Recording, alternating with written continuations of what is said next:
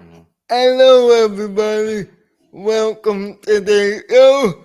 I can't believe we have a pilot on.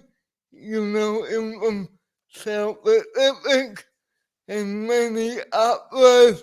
Now is in Chicago. Thank you, Apollo, for It's a great doing pleasure to be here. so.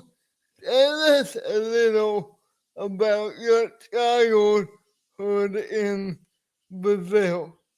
Well, I was born in Brazil, in São Paulo, and from Polish parents. My parents immigrated from Poland to Brazil. Actually, they were taken during Second World War from their homes in Brazil to Germany to labor camps as children at that time. And when the war ended, uh, their city was not Poland anymore. So their parents had decided to immigrate to new countries. And at that time, they had offers to come to America, to South America, to Australia, and they chose Brazil. And they met in Brazil, and they got married. And I was born. I'm the fifth child. I was born in Sao Paulo to a family of people that absolutely loved arts, loved music and dancing, and I grew up in that environment, singing and playing instruments, and in an age that I don't even remember when I started. Actually, I just remember doing. I have two brothers and two sisters. We are all musicians, so I think my mom and my dad, they wanted a band at home, so they got the band. So it was great. I grew up speaking Portuguese in Brazil. Polish was always in the background because my parents spoke among themselves in Polish. So when I got a scholarship to study, actually to go back to my parents' country in studying Poland, I had a little notion of Polish, but not that much. I had to learn the whole thing over there. But growing up in Brazil was great.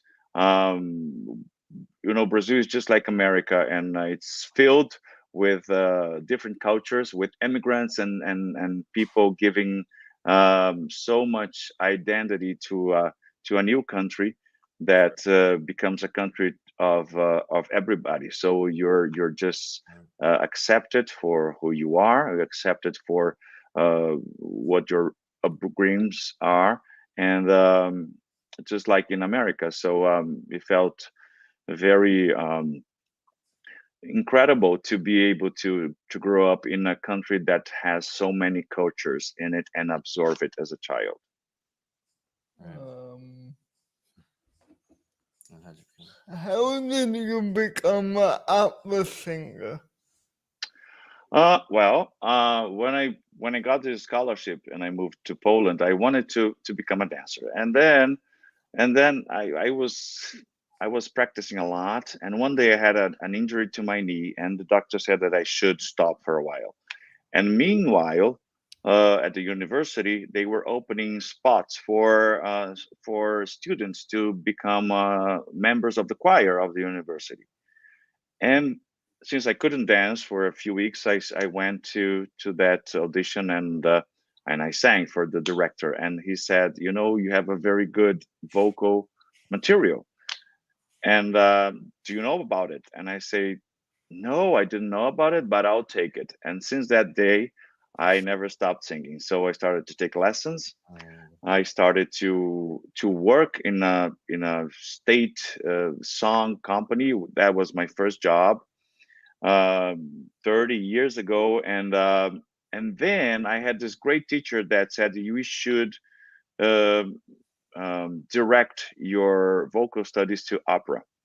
And in 1995, I had the opportunity to sing in a voice competition for Luciano Pavarotti, which was one of the greatest tenors of all times. And he had this competition in Philadelphia, and I went to sing for him, and he took me as a finalist to Philadelphia. So that for me was a big sign that I was in the mm, right direction, right. and I should invest even more in that. So that's how I Yeah. became actually an opera singer. And after a few Right. years after that, I had my first job as Uh, an opera singer in the Barber of Seville as Figaro. wow. Yeah. I mean, your gut instinct never lies either, in which direction you're gonna Yeah. go to. You know what I mean? Yeah. Right? Yeah, it never lies. Yeah. It must have felt right at home for you, especially. Yeah. Yeah, it felt just natural and it felt Yeah. right at that time. And then it's one of those things that you can unite what you can do and what you love. So for me, Yeah. it was singing. Right. Your true passion. Sure. Oh yeah. That's what it's all about. Um, Okay. What's your most favorite opera role? what your most favorite opera role ever? Well, that's very difficult because, I tend to love everything that I do and I embrace everything that I do. But of course, there are Yeah. roles that I had the opportunity of doing many, many times. For example, Don Giovanni. It's one Mm. of the roles that it's delicious to make, and or even I love to sing Mozart's operas. They are fantastic. And there's a role in another opera of Mozart called Marriage of Figaro. And there's a role of the Count, which has absolutely gorgeous music, and it's a character that is at the same time funny and serious and passionate and romantic all Mhm. in one. And I love doing that role, the role of the Count in the Marriage of Figaro. I think that's my favorite. Mm. Mhm. And dream opera role. What your dream opera role?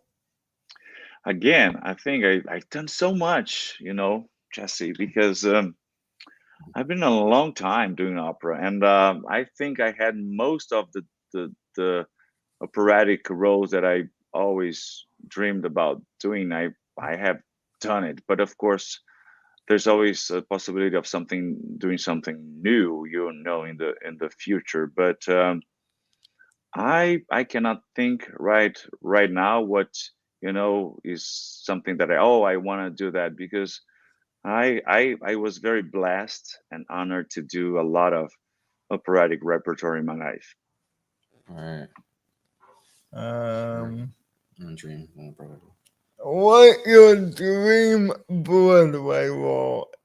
Well, I would love to do one day the Phantom, of course, and would love to do one day Javert in Les Mis. Ah. Uh-huh. Um, If you could do one opera role again, which would it be? if you could play one opera role, what would it be? English or I'm sorry. If you could play one opera role again, what would it be? I think it would be the role of Emile de Beck in South Pacific, the role that I had my brother debut with Yeah, at Lincoln Center Theater. I would have to agree with that. You were brilliant. Thank you. Thank you. I was in a great company, with Kelly O'Hara, with Yeah, Danny Burstein, with Bartlett Sher directing, in yeah, the best Broadway theater that is, which is the Lincoln Center Theater. So yeah, I was surrounded by people that supported me and were giving me lots of love. So I felt yeah. um, supported to be doing this kind of role for the first time, and of course the music of Rogers and Hammerstein. They're not bad at all. no, they are not. No. Um, I had a part share. Let's go. how did Bart discover you? I'm sorry. How did Bart discover you? Can you repeat that? Sorry, I was my asking, mic is not good. how did Bartlett share discover you? Oh, I think it was during the auditions. Yeah, I went there. Listen, it's a very interesting story because I was doing an opera at that time in Boston, The Marriage of Figaro that I just mentioned. And then my agent called me and said, "Oh, they are looking for an opera singer for this musical. Do you want to come?" And I said, Yes, absolutely, yes. So I had to take a day off from the Boston production, and I took the train to New York, and I found myself in a room with 200 other opera singers auditioning for the role. Oh And wow.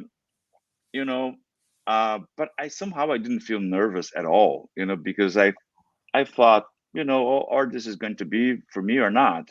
I'm not just not gonna, worry too much. I'm just gonna offer them what I am, what I can do. And after that first, when I stepped into the room, I saw Bartosher, the first place. He was smiling and he was very welcoming. And I started to sing some Enchanted Evening for him, and then doing the scene that follows the song, and he liked the song, but it was during the scene that I was doing afterwards that he stood up and he started to work with something on the scenes with me for the first time. And this is always a good sign when the director shows interest in you. You're like, wow, I think this is going somewhere. Right. And then after that first meeting, they called me back for another audition where I got to work more in the scenes. And then they called me back again.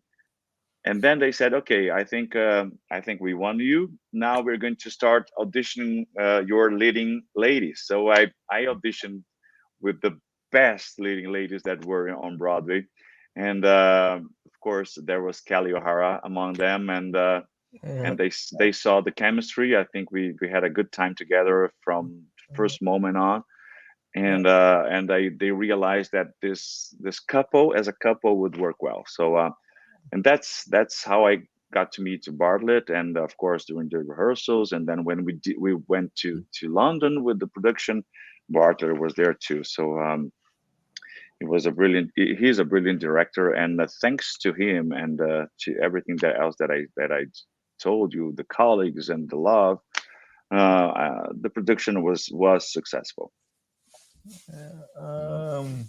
Absolutely. Coming from Brazil, what was the hardest part you had to what coming from Brazil? What was the hardest thing you had to overcome doing a musical in English? Well, if I think of the hardest part, it wasn't in a musical to learn, and I'll tell you why. It was in an opera called The Nose at the Metropolitan Opera, which was the opera that I had my debut with. It's a Russian opera, Wow. and the music it's contemporary. It's Shostakovich, and the music is very difficult. So it took me a year to Wow. learn that music.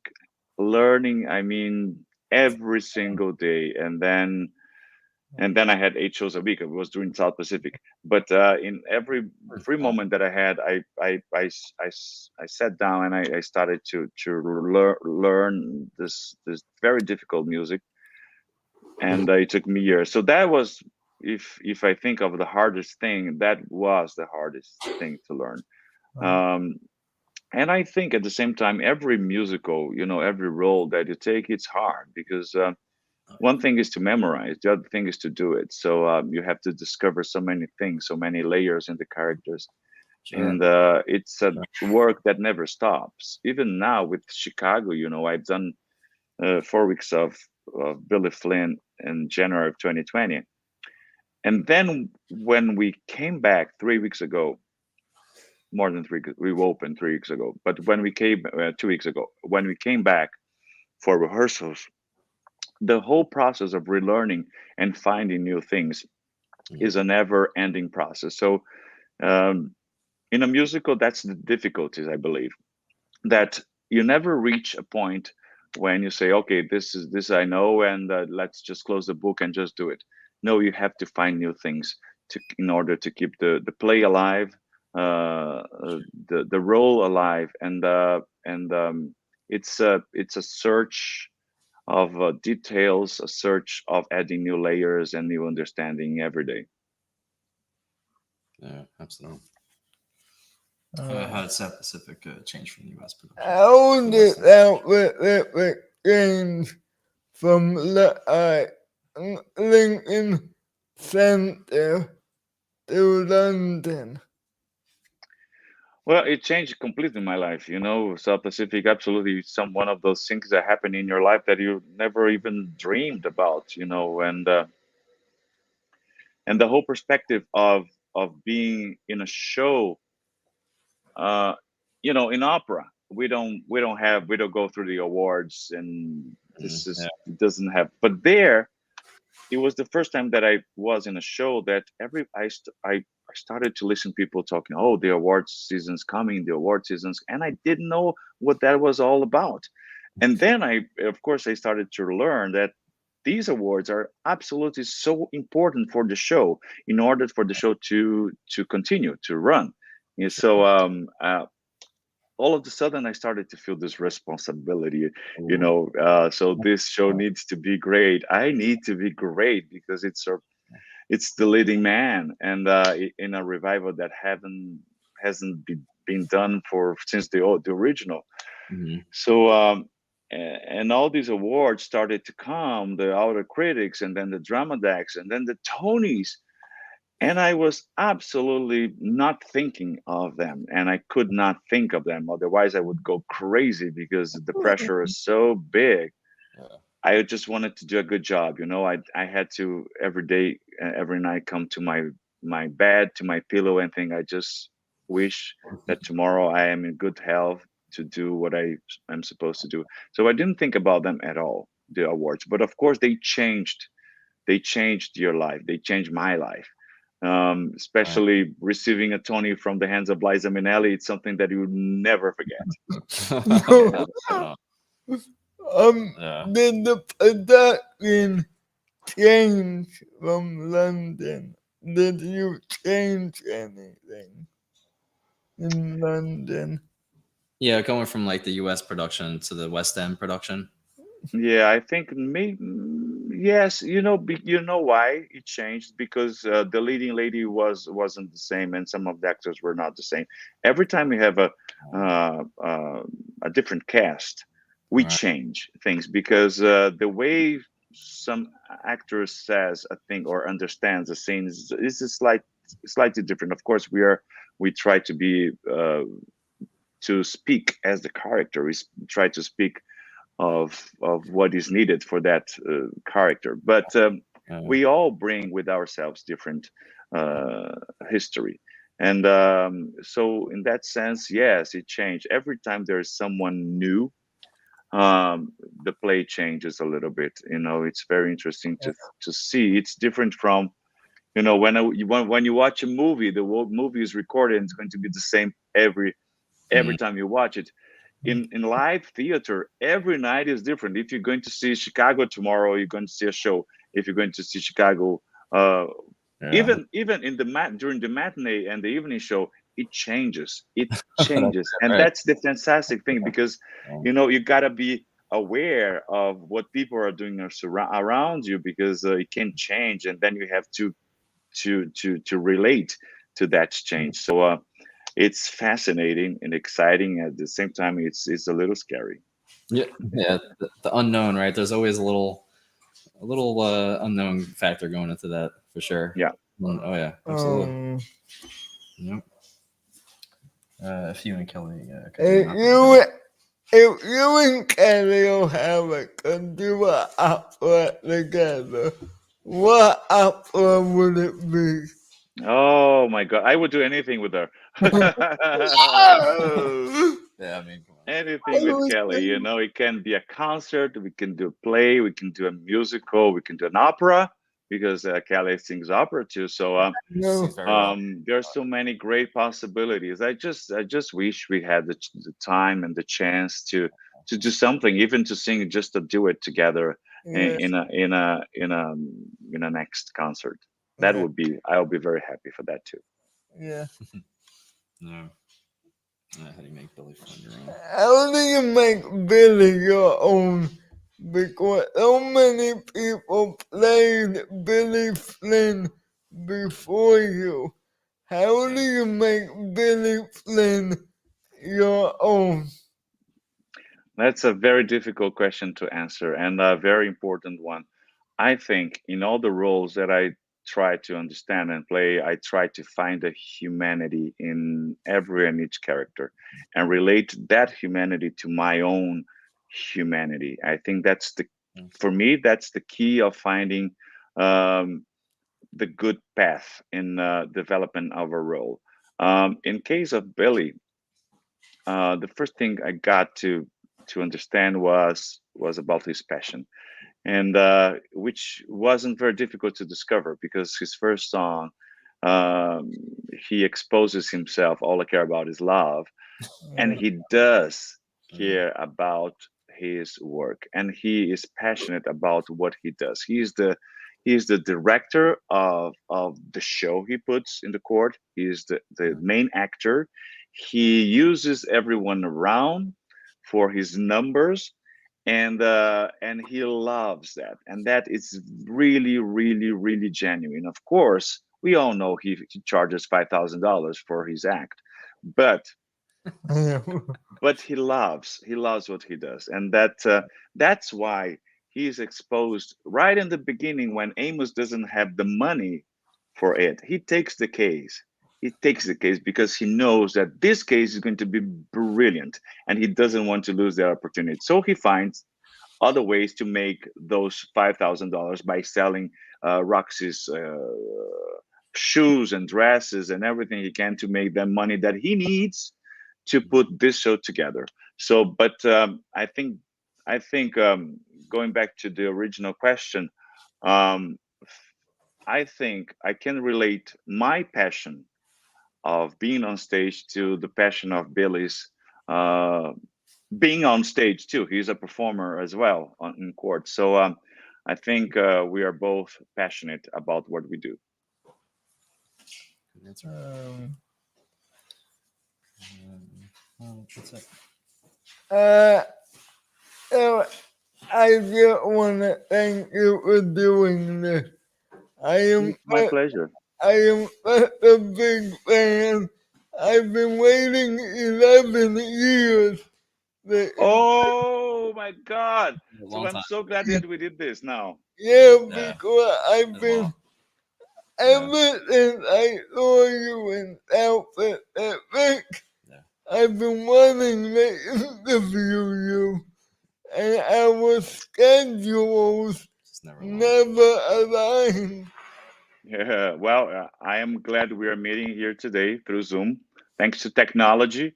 Yeah, Yeah, But technology. it's like we are in the same room. yeah. Right. You are even my ringtone on my phone. Is Is one of you, your songs. yeah.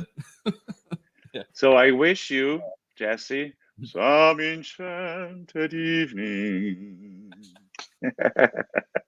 Stay well. All right, you Thank too. you. Yeah, thanks for doing it. Thank you, Apollo. Bye bye. All Bye right, bye bye, bye. Apollo. Have a good one. Bye. You too. All right, thank you. Bye.